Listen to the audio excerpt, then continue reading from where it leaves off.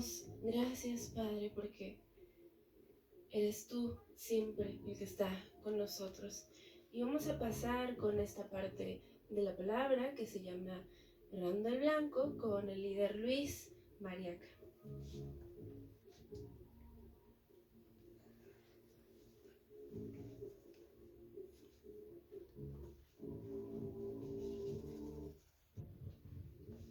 Hola, me da mucho gusto poderte saludar. Vamos a hablar de este tema, este masterclass que va a ser de bendición para tu vida. Te quiero pedir que platiquemos con Dios y que entremos a este hermoso tema que Dios nos ha dado. Dios, te quiero dar la gloria y la honra por este día. Agradecemos por el momento que nos das de poder meditar en tu palabra, de poder apartarnos de tantas distracciones de la semana y poder saber que hay una palabra de parte tuya a nuestro corazón. En el nombre de Jesús, amén. Errando el blanco. Del griego amartía es el término principal para pecado. En el Nuevo Testamento literalmente significa la acción de errar el blanco. Habla de una falla, de una ofensa, de tomar el curso equivocado. Habla de maldad, de pecado, de culpa. Es usado principalmente en plural para indicar diversas acciones culpables. Errar el blanco. Es como si tuviéramos muy cerca un medio para robar nuestra puntería y que pues pudiéramos mandar algún dardo y de repente saldría disparado metros a un lado de nuestro objetivo. Todo esto habla de eso, de errar el blanco. Otros términos pueden ser este de paraptoma, que paraptoma significa un paso en falso, una caída. También puede ser este término de parabasis, que significa pie que traspasa, siempre en relación con la ley. De ahí habla de una transgresión, de un quebrantamiento, de una violación de la ley. La palabra también, o el término griego del Nuevo Testamento, opelema, que significa deuda, se deriva del lenguaje legal del judaísmo tardío. Metafóricamente se usa del pecado como deuda por cuanto exige expiación. Es algo en términos legales como el que alguien hubiera pagado una deuda que nosotros no pudiésemos pagar, y en el momento de que esa persona paga una deuda en términos humanos, entonces nosotros somos deudores de esa persona. Pero en términos de salvación, nosotros somos deudores por el pago que Jesucristo hizo por cada uno de nosotros por nuestros pecados. También la palabra anomia literalmente significa carencia de ley, desorden, en el sentido de rechazo del principio mismo de la ley o de la voluntad de Dios, lo que tiene que ver con la iniquidad. Esos son de los términos que usa el Nuevo Testamento, pero principalmente el término amartía. ¿Qué significa eso? Errar el blanco. En hebreo, uno de tantos términos es hatá, que habla de pecado, habla de culpa, habla de omisión contraria a la ley. Aparece unas 293 veces en el Antiguo Testamento. El matiz de este vocablo es perder el camino. Errar el blanco, y en el Antiguo Testamento habla de perder el camino, no dar en el blanco, de la raíz gata, que significa gata, errar. La sociedad actual utiliza varias palabras o expresiones para referirse al concepto pecado, para suavizar y escucharse menos religioso. ¿Cuáles son las palabras que llegan a usar? Bueno, es que se cometió un error, o decir es una falla, o es una mala decisión, o decir es que es un inconveniente. También llegan a usar esta frase de es una transgresión, o es una inmoralidad, o es un simple desliz. Eso en palabras que se pueden decir a todo el público, porque hay muchas otras palabras que se usan que no se pueden pronunciar aquí. En última instancia, el pecado es siempre una ofensa contra el carácter santo de Dios y sus mandamientos. Es ofender al 3 veces santo, al Dios santo.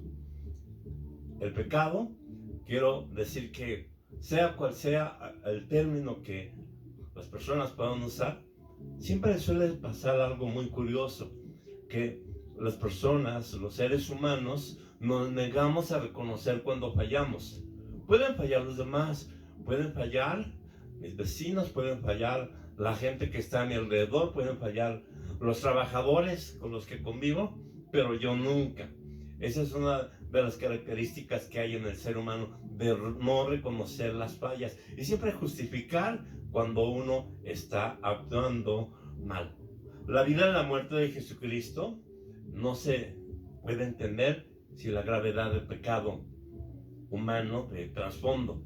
La predicación del reino de Dios no se puede disociar del llamamiento al arrepentimiento y a la conversión. Dios me llama, Dios me busca, y a través de esto quiero decirte que es solo el Espíritu Santo el que me convence, el que empieza a trabajar en mi corazón para que yo pueda reconocer que he hecho algo malo. Si no fuese así, el corazón del hombre tendría determinada dureza, pero es Dios quien inicialmente me llama, Él me busca. Y posteriormente, hablando de esto, el Espíritu Santo convence de falta, que yo tengo falta en mi corazón. Y entonces voy hacia un arrepentimiento y de allí hay una transformación, hay una conversión, hay una oración de entrega, hay un momento donde entrego el control de mi vida al Señor de los cielos, al Señor inmortal, invisible, al Santo, al que todo lo puede. Todo el que comete pecado quebranta la ley. De hecho, el pecado es transgresión de la ley, como hemos mencionado.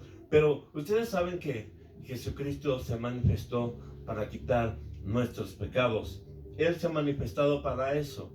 Y el corazón del Evangelio, esta parte central de la Biblia, donde puede expresar el amor tan grande de parte de Dios, que Él amó al mundo, que ha dado a su único Hijo, para que todo en aquel que en Él cree no se pierda, mas tenga vida eterna. Y entonces podemos entender el amor, la entrega y lo que Él hizo al que llevara los pecados de todos nosotros, todas las faltas y todo lo que nosotros hicimos. Él tuviera que haber tenido que pagar por algo que no hizo. Ahora, Romanos 3:10 dice esto: como está escrito, no hay justo ni aún uno. Pero hay personas que pueden decir eso. Es que mi comadre, pues ella no hace nada malo a nadie. O es que pues mi tía o algún familiar cercano a mí, pues no, es que no le hacen nada malo a nadie, sino es una persona muy tranquila, es una persona muy amable. Y algunos padres aún inclusive pueden decir: no, mi hijo es todo corazón, mi hijo no sería capaz de hacer cosas malas.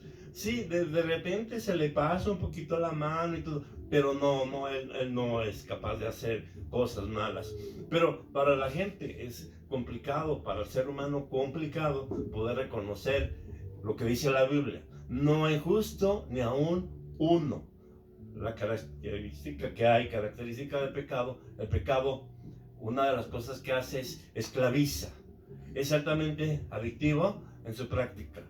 El pecado es adicción. Las prácticas de pecado nos llevan en situaciones de adicción, aunque no son propiamente las adicciones que tienen que ver, las adicciones químicas, las adicciones inhaladas, etcétera, etcétera. las prácticas de maldad y de pecado nos traen a eso, a una adicción. La propia adrenalina en sí es una adicción. Los que viven en maldad y pecan deliberadamente, dice la Biblia que son esclavos de sus propios desenfrenos. Es decir, la persona aparentemente puede decir, pues es que yo hago lo que se me pega la regalada gana, y entonces no me importa lo que haga, no me importa lo que me digan, pero esa misma actitud te dice que esa persona está siendo esclavizada, es una esclava de pecado. Juan 8:34 dice, a través de las palabras de Jesús, en verdad os digo, todo el que comete pecado, esclavo es del pecado. Y Romanos 6:16, el apóstol Pablo menciona esto y dice, ¿no sabéis que ofreciéndoos a uno para obedecer o hacer esclavos de aquel a quien os sujetáis, sea del pecado para la muerte, sea de la obediencia para la justicia? Así es que mucho me queda reflexionar en cuanto a esto. Las personas más malas que puede existir en la humanidad son esclavos de sus propias vilezas, son esclavos de su actitud de maldad y de pecado. Todo el que comete pecado es esclavo del pecado, vive esclavizado porque no puede hacer otra cosa diferente más que eso. Lo que le dicta la maldad, eso es lo que hace. No puede hacer algo distinto, no puede hacer algo diferente, sino están sometidos a esa condición de maldad, están sometidos a esa condición de pecado, a esa condición destructiva. Efesios 4:18 dice, teniendo el entendimiento que dice, entenebrecido, ajenos de la vida de Dios por la ignorancia que en ellos hay, por la dureza de su corazón, los cuales, después que perdieron toda sensibilidad, se entregaron a la lascivia para cometer con avidez toda clase de impurezas. Y aquí nos habla de este concepto de lo que tiene que ver el pecado en el ser humano. El entendimiento se entenebrece, se perturba, no sabe qué hacer. El entendimiento solamente obedece a estas cuestiones de necedad y de maldad. Y habla mucho de esa dureza de corazón. Se va haciendo una dureza tal en el corazón que empiezan por cosas insignificantes, cosas malas que son aparentemente situaciones pequeñas, pero así van incrementando su nivel de maldad al grado de que llega un momento en que pueden hacer cosas terribles y para ellos no hay aparentemente nada en su corazón porque solamente hay una dureza en el corazón de tal hombre. Y también dice que pierden toda sensibilidad entregándose a la lascivia. La lascivia pues tiene que ver con ese desenfreno, por ese deseo hacia cualquier situación, hacia cualquier blanco, por llamarlo de una forma, mostrando una clara decadencia, una decadencia moral, una decadencia espiritual. Entendimiento entenebrecido. Cuando el entendimiento se entenebrece, qué terrible es. Hay personas que llegando a la noche están pensando qué cosas hacer, qué maldades hacer, a quién perjudicar, a quién hacerles daño. Su pensamiento está completamente entenebrecido. El término esto de entenebrecido es dejar en tinieblas o llenarlo de oscuridad. Una persona con esa mente está en una total oscuridad, alejada del conocimiento de Dios. Estas personas se han vuelto insensibles a los mandamientos de Dios y se han endurecido. Por eso cometen toda clase de inmoralidades e inmundicias y han perdido toda vergüenza. No sienten ningún tipo de dolor por lo cometido en contra de Dios y de su prójimo. Es lo que significa tener el entendimiento entenebrecido. Existe también la mente cauterizada, así lo dice la Biblia. Dice, por la hipocresía de mentirosos que teniendo cauterizada la conciencia, y aquí pues uno se pregunta, bueno, ¿cómo puede ser eso de cauterizar esa asociación que tiene que ver algo con algo físico, algo intangente, conciencia y cauterizar. Bueno, la Biblia habla algo respecto a esto. Y es este pasaje bíblico, ¿qué es lo que significa cauterizar en sí? El término cauterizar es destruir un tejido con un instrumento caliente. Es marcar con un hierro ardiente como se marca a un animal en su piel. La mente cauterizada significa una conciencia endurecida, una persona con mente cauterizada es insensible a la voz de Dios y por ello peca continuamente. No discierne entre el bien y el mal. Es como si un hierro caliente se hubiera aplicado a la conciencia y la destruye. Por eso, a ese tipo de persona no les importa cuán pecaminosos sean. El contraste a lo que hemos hablado de nuestra vida a su control y nosotros llegamos a pecar. Al hablar del pecado podemos estar tentados a pensar en términos muy negativos, puesto que nos recuerda la razón de nuestro alejamiento a Dios. Sin embargo, el leer cada texto que habla sobre el pecado solo apunta a la hermosa obra redentora de Cristo, en quien ya no somos culpables de juicio. Y aquí hablamos de la persona alejada de Dios, la persona endurecida, pero también la persona que tiene temor de Dios, que tiene un entendimiento de lo que Dios ha hecho por él. Te puedo decir, Dios puede perdonar nuestros pecados. Este término, en la primera carta de Juan 2:1, Cristo, nuestro abogado, Él es nuestro abogado. Hijitos míos, estas cosas os escribo para que no pequéis. Si alguno hubiere pecado, abogado tenemos para con el Padre, a Jesucristo el justo. Debemos de tener precaución en esto. Sí, Él es nuestro abogado, pero no se trata que este versículo nos diga, no importa las veces que peques, pues solamente ve con tu abogado y ya está. No es un permiso para pecar. Debemos de tener precaución en este versículo, porque efectivamente todos tenemos errores, todos tenemos fallas, todos tenemos a hacer cosas malas y a pecar. Sin embargo, allí Dios nos da esa alternativa de acercarnos con Él antes de caer, antes de deslizarnos hacia un precipicio, de lo cual es complicado salir. Dice Hebreos 2:1, por tanto es necesario que con más diligencia atendamos a las cosas que hemos oído, no sea que nos deslicemos. ¿Sí? Lo que dicen algunas palabras es un desliz, pero a veces ese desliz es tan continuo y tan pronunciado que las personas llegan a un barranco donde literalmente llegan al fondo de sus obras malvadas. Y después de esa condición, pues quedan tirados sin saber qué hacer, sin saber de qué forma restaurar su condición.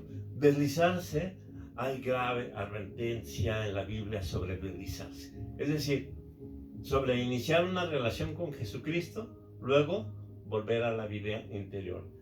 Es deslizarnos, es hacer todo lo contrario a lo que Él nos dice, es entrar en una rebelión, es darle rienda suelta a nuestro orgullo y dejar que el orgullo nuestro sea el que tome el control y que perdamos de vista el hecho que un día le dije a Dios, toma el control de mi vida, Dios.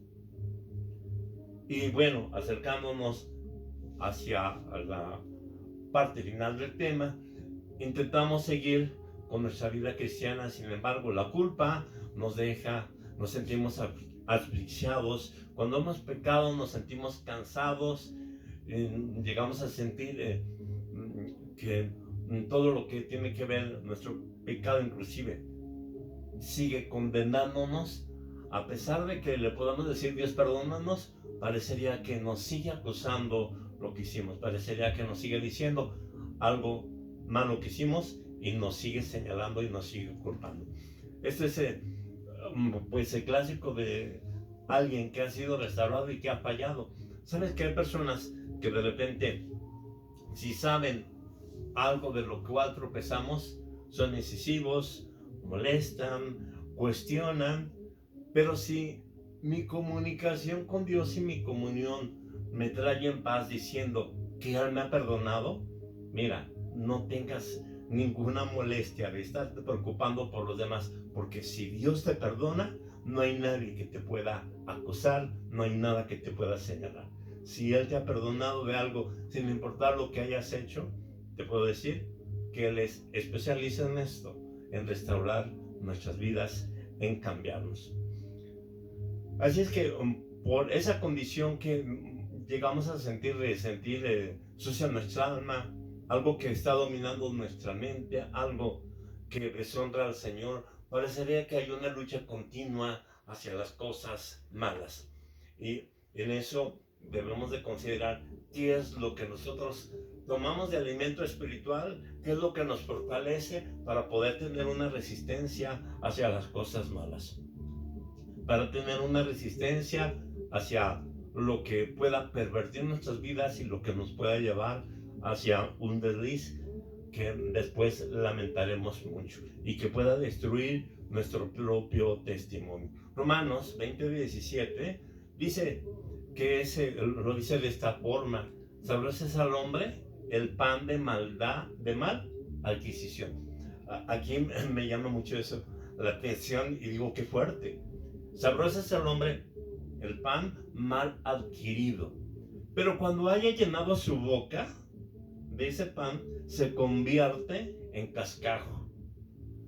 ¿Cómo sería un bocado de cascajo? Eso es como una locura. Dice que parecería ser el hombre, que el pan mal adquirido es muy sabroso, y las cosas malas, de repente el pecado, la mala, parece decir, es que es lo que me distrae, o son cosas ahí que de repente pues se llama la atención y pues se me cautivan y todo, pero puede ser algo que te llame la atención, pero al final es como una boca llena de cascajo, y esto definitivamente como que no es compatible para el deseo algo agradable que el hombre pueda tener. David, el rey de la Biblia, había perdido su gozo. Salmo 51:12 dice: devuélveme el gozo de tu salvación. No dice, Señor, restaura mi salvación, sino está diciendo, devuélveme ese gozo, porque él tenía ese gozo, él tenía esa salvación, pero había perdido el gozo y él se sentía desolado, se sentía triste, se sentía alejado de Dios. Ciertamente el pecado degenera el espíritu. David decía esto: crea en mí, oh Dios, un corazón puro, renueva un espíritu firme dentro de mí. El Salmo 51:10. Del espíritu de David estaba amargado y estropeado.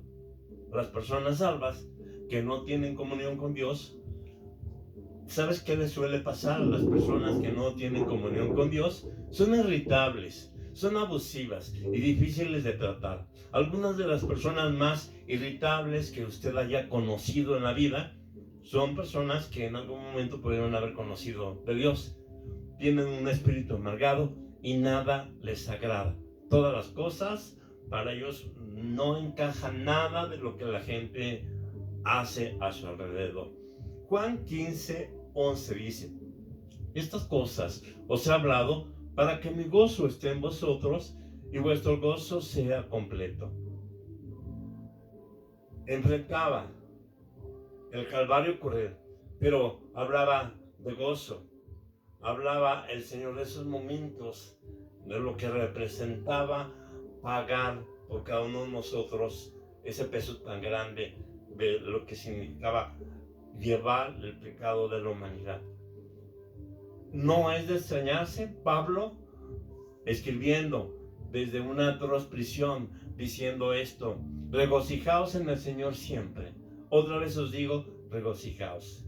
Cuando está en paz tu corazón, cuando agradas o deseas agradar a Dios en todos los actos de tu vida, sin importar la circunstancia que estés viviendo, las personas se van a asombrar, se van a quedar admiradas, porque van a decir: ¿cómo es posible que tal persona esté en esta condición y siga regocijada y siga alegre en Dios, porque esa alegría proviene de lo alto.